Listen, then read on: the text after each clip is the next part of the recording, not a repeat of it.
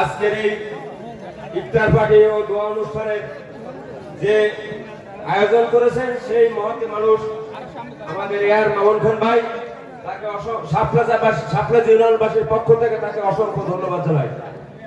কারণ এই মাঠে মনে হয় আমাদের এই 17 বছরের ভিতরে প্রথমেই একটি জাঁকজমকভাবে এত বড় ইফতার পার্টি করতে পেরেছি। আর আমি বেশি কিছু বলবো না, শুধু এতটুকু বলতে চাই, আজকের এই ইফতার পার্টিটা আমাদের বিএনপি। কারণ এই যে ব্যানারটা দেখতেছেন আপনারা, সেই ব্যানারটা খালেদা জিয়া, রহমান, তারেক রহমানের ছবি। কিন্তু যারা আজকে ইফতার অনুষ্ঠানে আসার জন্য যারা নিষেধ করতেছেন, আমি মনে করি তারা আওয়ামী লীগের দোষর। কারণ যদি আওয়ামী লীগের দোষর না হয়ে থাকে, তারা এই বিএনপির অনুষ্ঠানে আসতে নিষেধ করতে পারে না।